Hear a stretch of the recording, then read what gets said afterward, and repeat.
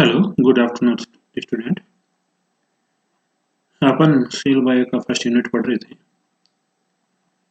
उसी में से आज जो अपन टॉपिक पढ़ेंगे तो वो है functional characteristics features of various type of cells. जितनी भी अलग अलग प्रकार की जो प्रोकैरियोटिक और यूकैरियोटिक जो कोशिकाएं हैं उनके जो कार्य की लक्षण है उसके बारे में अपन अध्ययन करेंगे।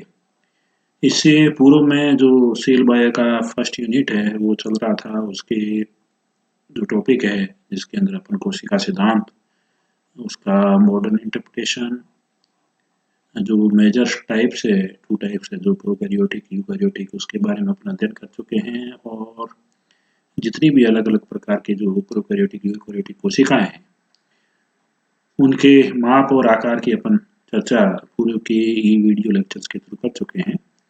आज अपन जो टॉपिक के बारे में जो चर्चा करेंगे वो है अलग अलग प्रकार की जो प्रोकैरियोटिक कोशिकाएं हैं उनके क्या क्या कार्य की लक्षण हैं वो, और उसके अलग अलग जो शेप्स है और क्या उनके फीचर्स हैं उसके बारे में अपन अध्ययन करेंगे। तो प्रोकैरियोटिक कोशिकाओं के अंदर आने वाले सबसे पहले अपन लेते हैं बैक्टीरिया को। बैक्टीरिया के जो अलग अलग शेप्स होते हैं, उनके आकार होते हैं, वो किस प्रकार के जो आप इस स्लाइड में आप देख रहे हैं। स्फीयर शेप्स बैक्टीरिया जो होते हैं उनको कोकाई कहा जाता है। जो रोड लाइक स्ट्रक्चर्स के बैक्टीरिया होते हैं उसको बेसिलाई बोलते हैं या बेसिलस बोलते हैं, और दूसरे जो सर्पिलाकार होते हैं उसको स्पाइरल बोलते हैं, और जो कोमा सेक बैक्टीरिया होते हैं उनको विब्रियो कहा जाता है। स्फीयर्स मतलब गोलाकार जो बैक्टीरिया होते हैं उसमें सिंगल होता है तो कोकाई, डबल फॉर्म में होता है तो उसको डिप्लोकोकाई कहा जाता है। एग्जाम्पल के रूप में स्ट्रेप्टोकोकस निमोनियाई। यदि वो शाखित है, चैन रूप में है, तो स्ट्रेप्टोकोकाई। एग्जाम्पल के रूप में स्ट्रेप्टोकोकस पायरोजेनस। और वो टेट्राड फॉर्म में है, इस फॉर्म में है तो टेट्राड। या बहुत सारे कोकाई एक जगह पर इकट्ठे हो गए हैं, क्लस्टर फॉर्म में कोकाई है तो वो कहलाएगा स्टेफाइलोकोकाई। एग्जाम्पल के रूप में स्टेफाइलोकोकस ओरियस। और वो जो टेट्राड फॉर्म है वो डबल में है तो that type of bacteria is known as Sarcina. For example Sarcina ventriculi. और जो रोड शेप्ड के बैक्टीरिया हैं जिसको सामान्य बेसिलाई या बेसिलस कहा जाता है, यदि वो चैन फॉर्म में होते हैं तो स्ट्रेप्टोबैसिलस। एग्जाम्पल के रूप में बेसिलस एंथ्रेसिस। और फ्लैजेला है, यदि उसके चारों तरफ रोड शेप्ड है तो ये फ्लैजलेट रोड शेप, इसको बोलते हैं साल्मोनेला टाइफाई। यदि स्पोर फॉर्म में है तो जैसे क्लोस्ट्रोडियम बोटुलिनम जिसको कहा जाता है। विब्रियो कोलेराई है जो विब्रियोस कोमा शेप्ड होते हैं। एग्जाम्पल के रूप में विब्रियो कोलाई। स्पाइरिला जिसको हेलीबैक्टर पाइलोराई बोलते हैं। स्पाइरोसिटी जो ट्रेपोनेमा पैलिडम कहा जाता है। ये अलग अलग बैक्टीरिया के आकार हैं जिसके आधार पर इनके नाम रखे गए हैं, कोकाई, बेसिलस, विब्रियो और स्पाइरल शेप। सेकेंड स्लाइड में अपन जो बैक्टीरिया की साइज है, नॉर्मल जो साइज है अपन उससे पूर्व में चर्चा कर चुके हैं। यहाँ पर अपन देखें तो इस तरफ से जाएं तो लार्ज साइज से ये साइज डिक्रीज हो रही है, उस साइड से जाएं तो साइज बढ़ रही है। ये है जो लाइट माइक्रोस्कोप के अंदर में ये जो ऑर्गन है या ऑर्गेनिजम्स है जो देखे जा सकते हैं। और यहाँ से लगाकर यहाँ पर जहाँ तक आप ऑर्गेनिजम्स और मॉलिक्यूल्स या एटम्स देख रहे हैं वो आप इलेक्ट्रॉन माइक्रोस्कोप के नीचे ही देख सकते हैं, अन्यथा उसको नहीं देख सकते। जैसे न कुछ सेल्स हैं जिनको आप नग्न आंखों से देख सकते हैं, जैसे एग सेल्स होती है, एन की सेल्स होती है, या ऑस्ट्रिच है that can be seen under necked I.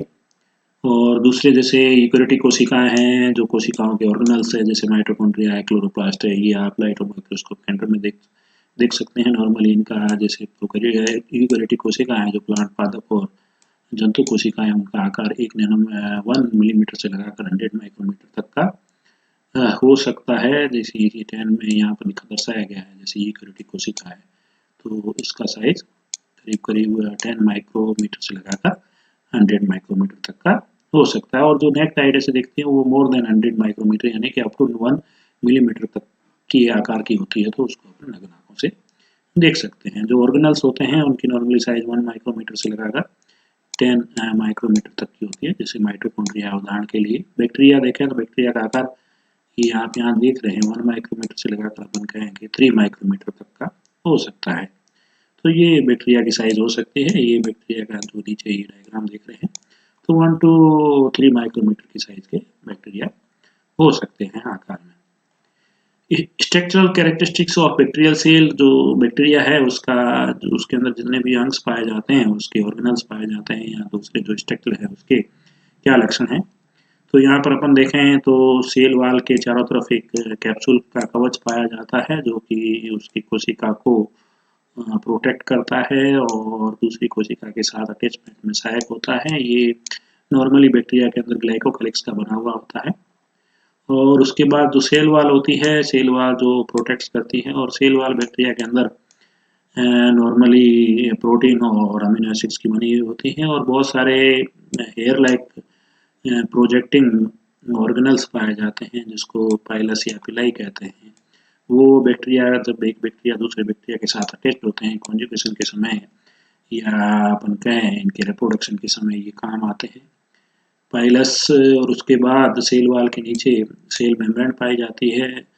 The types of molecules that move into the out of the cell, ये ट्रांसपोर्टेशन में काम आते हैं। कोई मॉलिक्यूल्स उसकी कोशिका के अंदर इंटर करता है और बाहर होता है, तो उसमें सेल मेम्ब्रेन उसकी हेल्प करती है। सेल मेम्ब्रेन जो कि कोशिका द्रव्य के चारों तरफ से घेरी हुई होती है, और कोशिका द्रव्य में जो प्रोकैरियोटिक के जो सेलुलर ऑर्गेनल्स है, जैसे जेनेटिक मटेरियल उसका डीएनए है, प्लाज्मिड है, अदर जैसे राइबोसोम्स है, ग्रेन्यूल्स है और मैसेंजर आरएनए वगैरह है, ये आपको उसके साइटोप्लाज्म में देखने को मिलते हैं। Cytoplasm contain DNA, ribosome, organic compounds that are needed for their life. जो भी अदर्स कंपोनेंट्स है उसके सेलुलर, वो उसके साइटोप्लाज्म में देखने को मिलते हैं। अब क्रोमोसोम्स है, यहाँ पर अपने पहले भी बात की कि इसके अंदर सिंगल क्रोमोसोम्स पाया जाता है, जेनेटिक इन्फॉर्मेशन कैरी करता है एक जनरेशन से दूसरी जनरेशन तक। इसके जेनेटिक मटेरियल के अलावा एक्स्ट्रा क्रोमोसोमल जेनेटिक मटेरियल भी पाया जाता है, जिसको प्लाज्मिड कहा जाता है। इसके genes that transferred through genetic recombination is a small and circular DNA.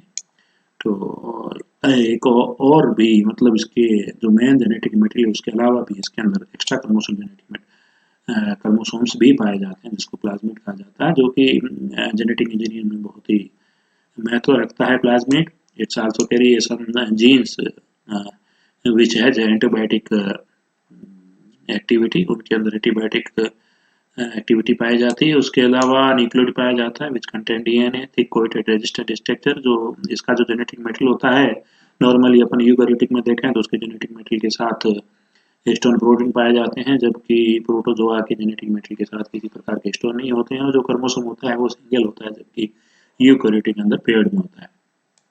Flagellum जो वीप लाइक चाबुक लाइक जो इसका ऑर्गन है, जो शरीर के उसकी सतह पर एक या एक से अधिक भी देखने को मिलते हैं, जो कि उसको प्रोपल यानी propel the cell of rotating in a whip like motion, उसकी बॉडी के मूवमेंट में काम आते हैं।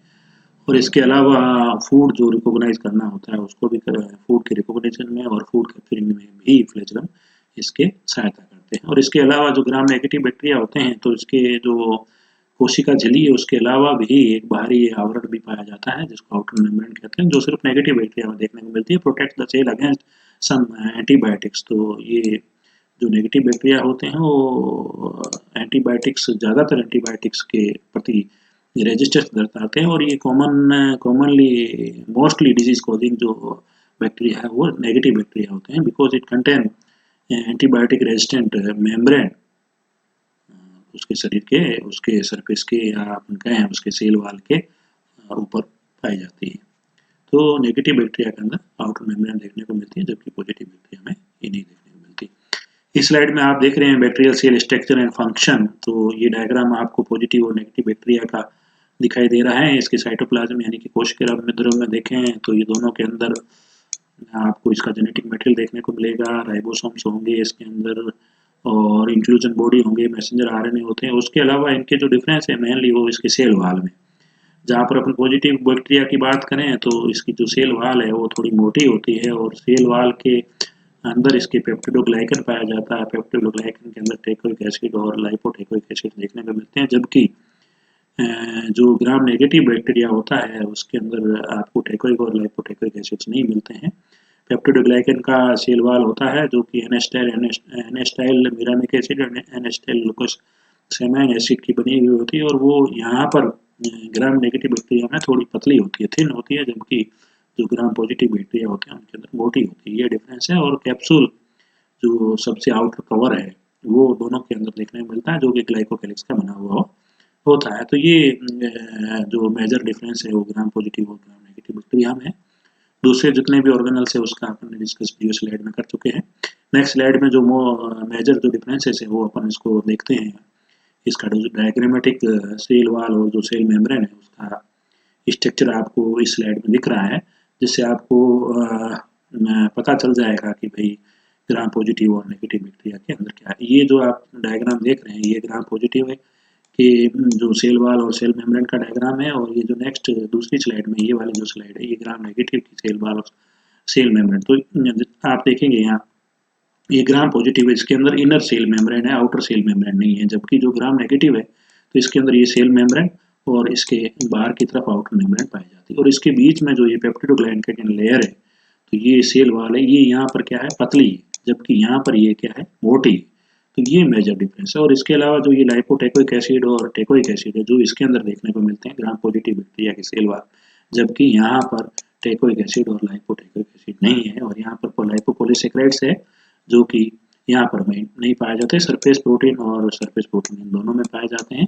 तो ये मेजर डिफरेंस है। इसके अंदर आउटर मेम्ब्रेन की उपस्थिति होना ग्राम नेगेटिव बैक्टीरिया के अंदर, लाइपोसेकेराइड की उपस्थिति होना, ये इसको ग्राम पॉजिटिव बैक्टीरिया से डिफर करते हैं। इस वजह से इनमें अंतर है। और पेप्टिडोग्लाइकन का जो लेयर है सेल वाल का वो यहाँ ग्राम पॉजिटिव बैक्टीरिया में मोटा होता है, जबकि ग्राम नेगेटिव बैक्टीरिया में ये पतला होता है।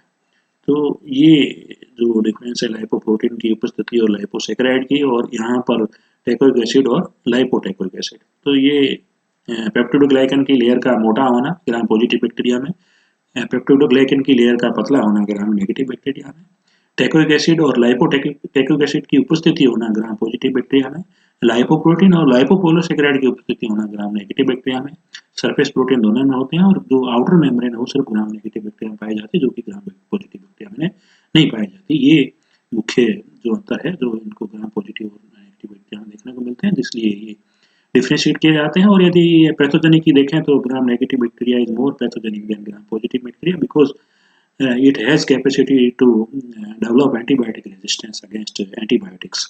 तो इनके अंदर जो एंटीबायोटिक रेजिस्टेंस पाया जाता है gram negative bacteria due to presence of outer membrane in negative bacteria. Second जो टाइप ऑफ बैक्टीरिया की बात अपन यदि बात करें तो माइकोप्लाज्मा है, जो कि प्रोकैरियोटिक कोशिकाओं के अंदर आते हैं। तो मेनली जो प्रोकैरियोटिक के अंदर जो अपन उदाहरण देखते हैं कि कौन कौन सी कोशिकाएं हैं जो प्रोकैरियोटिक के अंदर आती है, तो बैक्टीरिया, माइकोप्लाज्मा और ब्लू ग्रीन एल्गी। तो बैक्टीरिया के बारे में अपन ने पढ़ लिया है। अब अपन देते हैं दूसरा माइकोप्लाज्मा। तो ये सबसे स्मॉलेस्ट जो सबसे छोटी कोशिकाएं हैं वो माइकोप्लाज्मा के अंदर आती है। सामान्यतः माइकोप्लाज्मा को अपन पीपीएलओ या प्लूटोनोमिनल लाइक ऑर्गेनिजम्स बोलते हैं, जिनका साइज 10 से लगाकर 10 माइक्रोमीटर की साइज की होती है, और ये स्मॉलेस्ट वन सेल है, सबसे छोटी कोशिका है इनको माना गया। लार्जेस्ट यदि सेल्स की बात करें तो जो एक सेल है ऑस्ट्रिच की वो सबसे लार्जेस्ट कोशिका है। इसकी अगली स्लाइड में अपन माइक्रोप्लाज्म का डायग्राम देखेंगे। ये माइक्रोप्लाज्म है जिनके अंदर सेल वाल नहीं पाया जाता जिस तरह बैक्टीरिया में देखने को मिलता है। तो there is a no cell wall in mycoplasma. इसके अंदर 3 लेयर का जो कोशिका झिल्ली है वो 3 लेयर्ड होती है, 3 स्तरीय होती है। यहाँ पर 3 layer cellular membrane present in mycoplasma. दूसरा उसके बाद जो ये 3 लेयर्ड मेम्ब्रेन है जो कि साइटोप्लाज्म के चारों तरफ पाई जाती है। तो अपन इसके कोशिका द्रव के अंदर देखें तो सोल्यूबल आरएनए मिलेगा, आपको राइबोसोम देखने को मिलेगा, इसका डीएनए जेनेटिक मटेरियल मिलेगा, और सोल्यूबल प्रोटीन ये इसके कोशिका द्रव के अंदर देखने को मिलेंगे। तो ये जो नॉर्मल माइक्रोप्लाज्म का स्ट्रक्चर है जो आपको इस स्लाइड में दिखाई दे रहा है। स्ट्रक्चर की बात करें इसके अंदर तो ये अपन एब्सेंस ऑफ सेल वाल ये अपने डिस्कस कर लिया। मेजोसोम, तो ये सेल वाल और मेजोसोम्स ये बैक्टीरिया के अंदर देखने को मिलते हैं, जो मेनली जो मेजोसोम है ये रेस्पिरेशन का भी काम करते हैं और एंजाइम से पाए जाते हैं, और रेस्पिरेशन में उसकी जो मेम्ब्रेन है वो भी बैक्टीरिया के अंदर हेल्प करती है। तो सेल वाल कोशिका भित्ति और मेजोसोम्स प्रकार के ऑर्गेनल्स माइकोप्लाज्मा के अंदर नहीं देखने को मिलते। इसकी मेम्ब्रेन है जो सिलेक्टिव परमिएबल होती है, जिसका आकार यानी कि थिकनेस है उसकी चौड़ाई चौड़ाई ये कहें या मोटाई कहें वो तो 75 एंगस्ट्रॉम हो सकती है। इज कंपोज्ड ऑफ लाइपोप्रोटीन, जो कि लाइपोप्रोटीन की बनी होती है। द साइटोप्लाज्म हैज राइबोसोम्स, तो इसके कोशिका द्रव्य के अंदर राइबोसोम, एंजाइम, आरएनए तो ये पाए जाते हैं। और राइबोसोम्स और एंजाइम की बात करें तो प्रोटीन सिंथेसिस और एटीपी की मेटाबॉलिज्म में काम आते हैं। न्यूक्लियस इज एब्सेंट, न्यूक्लियस इसके अंदर नहीं पाया जाता, ये तो अपन पहले से ही ज्ञात है। जो भी प्रोकैरियोटिक कोशिकाएं हैं उनके अंदर डिस्टिंक्ट न्यूक्लियस देखने को नहीं मिलता। Instead three there occurs double standard DNA इसके अंदर होता है। Molecules of circular or fibril type, जो कि सर्कुलर या तंतुकार आकार में देखने को मिलता है। It does not need a host cell, तो इनको किसी प्रकार के होस्ट सेल की आवश्यकता नहीं है, पोषक कोशिका की आवश्यकता नहीं है। ये स्वतंत्र रूप से इट कैन लाइव फ्रीली।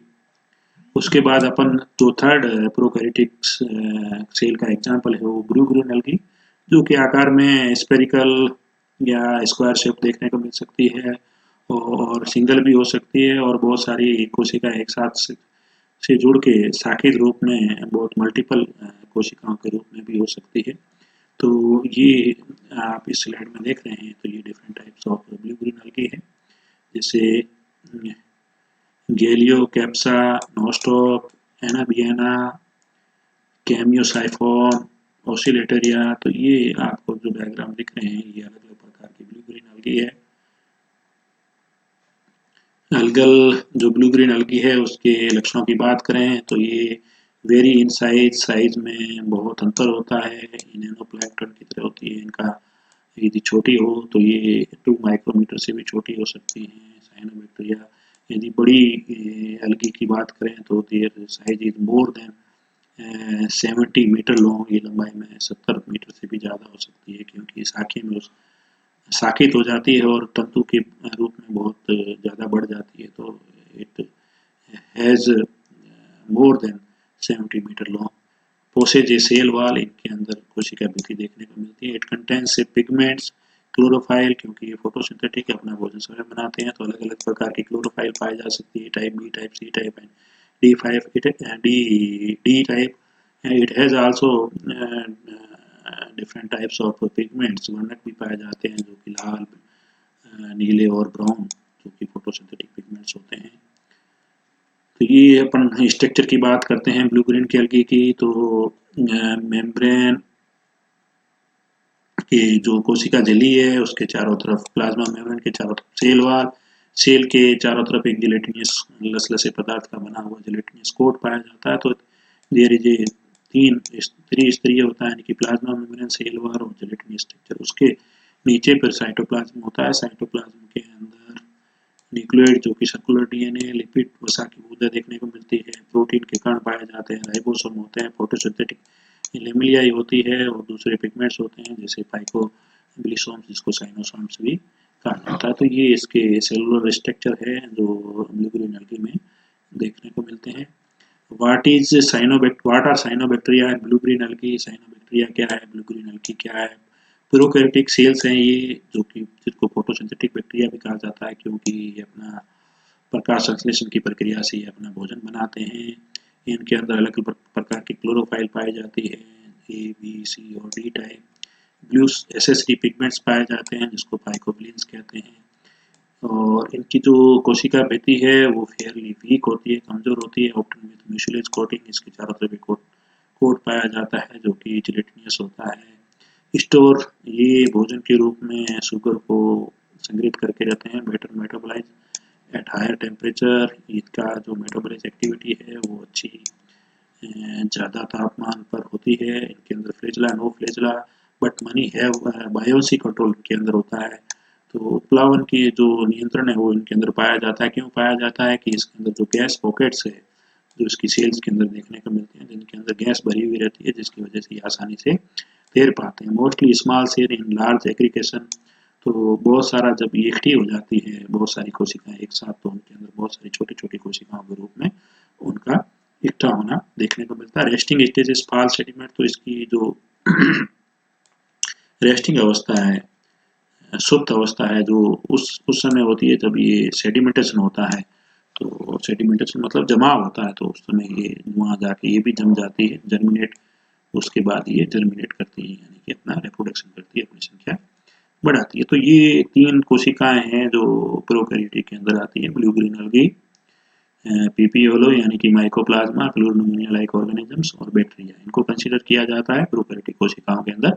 इसके अलावा अपन इसके साथ साथ वायरस का भी जिक्र करते हैं, जो कि कनेक्टिंग लिंक है लिविंग और नॉन लिविंग के बीच में, जो कि सिर्फ लिविंग ऑर्गेनिजम्स पर्टिकुलर जो भी वायरस के होते हैं उन्हीं के अंदर वो जीवित रह पाते हैं, बाहर वो जीवित नहीं रह पाते हैं। तो अपन वायरस का जिक्र करते हैं, वायरस कोशिकाओं का। वायरल शेप्स, तो यहाँ पर आप स्लेव्ड में देखेंगे तो वायरस के जो आकार हैं, इस टाइप का यदि आकार होगा तो पॉलीहेड्रल एग्जाम्पल के रूप में एडिनो वायरस, गोलाकार हो गया स्पेरिकल कहा जाएगा जैसे एग्जाम्पल के रूप में इन्फ्लुएंजा, कॉम्प्लेक्स टाइप के होंगे जो कि बैक्टीरियोफेजेस होते हैं, हेलिकल स्ट्रक्चर में होंगे ये इस टाइप के, तो इनको तंबाकू मोज़ेक वायरस है जैसे एग्जाम्पल के रूप में टीएमवी। तो ये डिफरेंट स्ट्रक्चर्स यानी कि शेप्स, उसके आकार हो सकते हैं वायरसेस के, spherical type, polyhedral type, helical type और कॉम्प्लेक्स टाइप। वायरस के अपन आकार की बात करें तो यहाँ अपन आपको डायग्राम में दिख जाएगा कि जैसे ये स्मॉल पॉक्स वायरस है और यहाँ पर आप देखें पोलियो वायरस है। तो आप यहाँ देखें यानी कि ये 10 इंटू में 30 नैनोमीटर से लगाकर करीब करीब आप यहाँ देखें तो 100 नैनोमीटर तक का इनका साइज हो सकता है। जैसे फ्लू वायरस है, स्मॉल पॉक्स वायरस है, पोलियो वायरस है, तो their size is up to यहाँ तक इनकी साइज जो आकार ये देखने को मिल सकता है। और ये सिर्फ अपन को, जैसे ये पोलियो वायरस है, इसको आप इलेक्ट्रॉन माइक्रोस्कोप के अंदर देखते हैं, ज़्यादातर जितनी भी वायरस है उसको अपन इलेक्ट्रॉन माइक्रोस्कोप के अंदर ही देख सकते हैं। कुछ एक जो वायरस होते हैं जैसे स्मॉल पॉक्स है या फ्लू वायरस है, इनको लाइट माइक्रोस्कोप की जो हाई रेजोल्यूशन पर उसको देखा जा सकता है। जनरल कैरेक्टर अपन बात करें वायरस की, जो वायरस को बैक्टीरिया से डिफरेंट करते हैं, उसको अलग करते हैं, तो एक तो है ऑब्लिगेटरी, क्योंकि ये कोशिका जीवित जो ऑर्गेनिज्म है उसके बाहर ये जो वायरस है ये जीवित नहीं मिलेंगे। They are obligatory intracellular parasite, ठीक है। इट कंटेन डीएनए, आरएनए, उनके अंदर जो जेनेटिक मटेरियल है वो आरएनए डीएनए हो सकता है। इट कंटेन प्रोटीन कोड, उनके प्रोटीन कोड पाया जाता है जिसको कैप्सिड कहा जाता है। सम, उसके अलावा कुछ के अंदर some are enclosed by envelope, कुछ के बाहर की तरफ इन्वॉल्व पाया जाता है, आवरण पाया जाता है। Some viruses have spikes, protein के स्पाइक्स पाए जाते हैं। Most viruses infect only specific type of cells, जो ज़्यादातर जितने भी वायरस है उनके लिए पर्टिकुलर कोशिकाओं को ही या पर्टिकुलर जीव को ही वो संक्रमित करते हैं। हर एक वायरस हर एक जीव के अंदर देखने को नहीं मिलेगा। Host range is determined by the specific host attachment site and cellular factor. तो जो कोशिकाएं और जो वायरस के ऊपर अटैचमेंट साइट्स पाई जाती है वो डिटरमाइन करती है particular virus for a particular scene, मतलब विशेष प्रकार का वायरस विशेष प्रकार के कोशिकाओं या विशेष प्रकार के ऑर्गेनिज्म को ही संक्रमित कर पाता है। वायरस के स्ट्रक्चर की बात करें तो विजियन ये फुली असेंबल्ड इन्फेक्टियस वायरस होगा तो उसको आप विजियन बोलेंगे। तो उसके अंदर जो कोर रीजन होगा जिसके अंदर आपको उसका जेनेटिक मटेरियल पाया जाएगा जिसको वायरल जीनोम या न्यूक्लिक एसिड कहते हैं, जो कि डीएनए या आरएनए का डबल स्टैंडर्ड हो सकता है या सिंगल स्टैंडर्ड हो सकता है। In in codes for a only a few structural protein, जो कि स्ट्रक्चरल प्रोटीन है जो इसके स्ट्रक्चर का निर्माण करते हैं, उसके लिए ये आरएनए और डीएनए उत्तरदायी होते हैं, जैसे कैप्सिड और प्रोटीन। और इसके अलावा नॉन स्ट्रक्चरल प्रोटीन का भी रेगुलेशन होता है। इस न्यूक्लिक एसिड या कोर जो वायरल जीनोम है वो इन चीज़ों को बना सकते हैं। इनके अंदर या तो डीएनए आरएनए भी पाया जाएगा, और कुछ ऐसे होंगे जो स्ट्रक्चरल प्रोटीन का सिंथेसिस करते हैं जिससे कैप्सिड बनता है। कुछ ऐसे होते हैं जेनेटिक मटेरियल जो नॉन स्ट्रक्चरल प्रोटीन का भी सिंथेसिस करते हैं। तो ये इसके कोर जो रीजन है इसका न्यूक्लिक एसिड है जहाँ पाया जाता है, वायरल जीनोम पाया जाता है, तो वहाँ पर ये 3 प्रक्रियाएं संपन्न होती है। उसके अलावा जो दूसरा इसका स्ट्रक्चर है वो प्रोटीन कोट है, जो कि जिसको कैप्सिड कहते हैं, जो कि सिंगल या डबल प्रोटीन सेल्स का बना हुआ था। इस consist of only one or few structural protein, जो कि एक या एक से अधिक स्ट्रक्चरल प्रोटीन का बना होता है। कैप्सोमर द सिंगल प्रोटीन यूनिट, एक प्रोटीन की इकाई जिसको कैप्सोमर कहते हैं। मल्टीपल प्रोटीन कॉपीज भी हो सकती है, must help assembles to form a continuous 3 dimensional capsid structure. तो मल्टीपल प्रोटीन की कॉपी है तो 3 डायमेंशनल कैप्सिड का स्ट्रक्चर बनाते हैं। इसके अलावा जो इसके चारों तरफ कवच पाया जाता है, जो सेल फंक्शन, जिसको क्या सेल के क्या फंक्शन हो सकते हैं, तो इट प्रोटेक्ट्स वायरल जीनोम, जो कि वायरल जीनोम को न्यूक्लियस एंजाइम से प्रोटेक्ट करती है, जो कि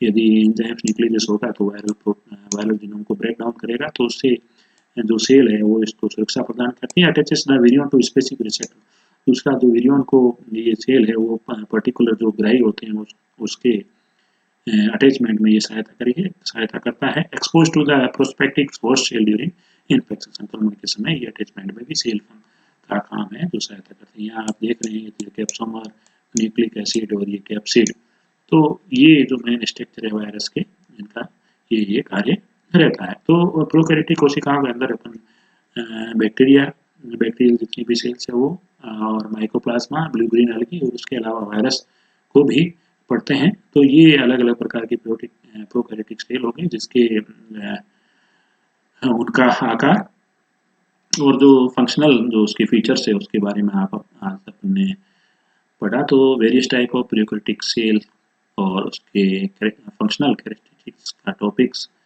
टॉपिक यहीं खत्म होता है।